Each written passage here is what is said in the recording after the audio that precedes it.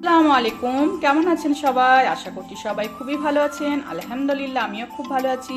Welcome to my channel Ruma kitchen. আজকে আমি যে রেসিপিটা শেয়ার করব সেটা হচ্ছে ডিমের একটা রেসিপি। সেটা হলো ডিম লাবাবদার। তো কিভাবে করছি আপনারা প্রথম থেকে শেষ পর্যন্ত আমার ভিডিওটা দেখতে থাকুন। দেখতেই পাচ্ছেন এখানে আমি ডিম নিয়েছি, পেঁয়াজ কুচি, টমেটো কুচি, লঙ্কা, আর এখানে আমি একটা শুকনো লঙ্কা আর কয়েকটা কাজু বাদাম ভিজিয়ে রেখেছি। এই কাজু বাদাম আর শুকনো লঙ্কাটাকে আমি মিক্সার গ্রাইন্ডারে পেস্ট করে নেব। গ্যাসের মধ্যে আমি একটা কড়াই চাপিয়ে দিয়েছি। এখানে আমি পরিমাণ মতো সাদা তেল দিয়ে দেবো। রান্নাটা কিন্তু সাদা তেলেই করতে হবে। তেলটা গরম হয়ে গেছে। এবার আমি কিছু পরিমাণ পেঁয়াজ কুচি দিয়ে বেরেস্তা করে দেবো।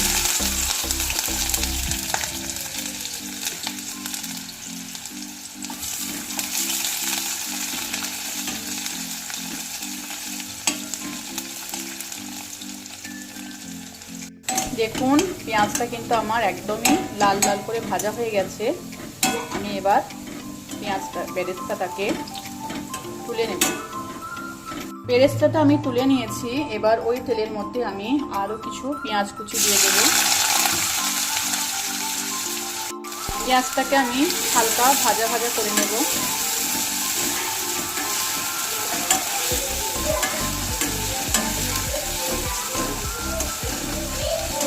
পেঁয়াজটা আমার হালকা হালকা ভাজা হয়ে গেছে। এবার আমি এর মধ্যে দুটো কাঁচা লঙ্কা, একটা টমেটো কুচি দিয়ে দিলাম। হালকা নেড়ে নেব। মতো আমি লবণ দিয়ে দেবো। টমেটোটা নরম হয়ে যাবে তাড়াতাড়ি।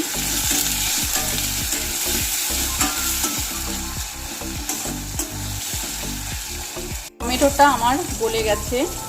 এবার আমি 1 চামচ আদা রসুনের পেস্ট দিয়ে দেব,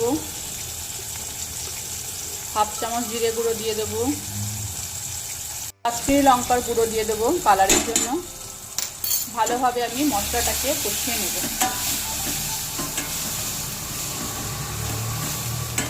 পরিমাণ মতো হলুদ গুঁড়ো দিয়ে দেব। মশলাটাকে আমি কিছুক্ষণ কষিয়ে নিয়েছি। এবার আমি কাজু বাদাম আর শুকনো লঙ্কা যেটা আমি পেস্ট করে রেখেছি সেটা আমি এই মশলার মধ্যে দিয়ে দেব। এটাকে কষানোর জন্য আমি পরিমাণ মতো পানি দিয়ে দেব। মশলাটাকে আমি এবার ভালোভাবে কষিয়ে নেব। মশলাটা কিন্তু আমার খুব ভালোভাবে কষানো হয়ে গেছে।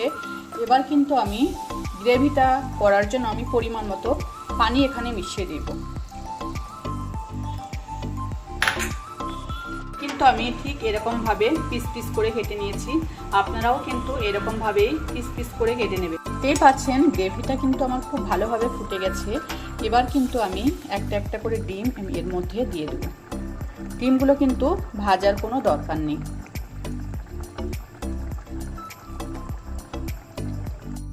দেখুন ডিমগুলো কিন্তু আমি সব দিয়ে দিয়েছি। এবার আমি এখানে যে বেরেস্তা করে রেখেছিলাম সেই বেরেস্তাটা কিন্তু আমি ওপর থেকে ছড়িয়ে দেব। ডিম লাবাবদার রেসিপিটা কিন্তু রুটি পরোটা দিয়ে অসাধারণ সুন্দর খেতে লাগে। আপনারা কিন্তু অবশ্যই হলেও একবার এই রেসিপিটা বাড়িতে বানাবেন। আমি যেরকমভাবে বানালাম আপনারা প্রথম থেকে শেষ পর্যন্ত দেখে নিন কীভাবে আমি বানালাম। আপনারা কিন্তু অবশ্যই একবার বানিয়ে খাবেন। কমেন্ট করে আমাকে কিন্তু জানাবেন যে আপনাদের কেমন লাগলো। আমি কিন্তু 2 থেকে 3 মিনিট ঢাকা দিয়ে রেখে দেব। রান্নাটা কিন্তু প্রায় আমার শেষের দিকে। এবার কিন্তু আমি খুবই সামান্য পরিমাণে গরম মশলার গুঁড়ো ছড়িয়ে দেব। ডিম লাবাবদার রেসিপিটা যেহেতু আমি ধাবা স্টাইলে বানাচ্ছি তাই আমি একটু কিন্তু কাস্তুরি মেথি হাত দিয়ে এরকমভাবে গুঁড়ো করে এর মধ্যে ছড়িয়ে দেব। আপনারা কিন্তু অবশ্যই কাসুরি মেথিটা দেবেন, তাহলে কিন্তু টেস্টটা ধাবা স্টাইলের মতো লাগবে। রান্নাটা কিন্তু আমার কমপ্লিট হয়ে গেছে। এবার কিন্তু আমি এর মধ্যে একটু বাটার দিয়ে ঢাকা দিয়ে রেখে দেব।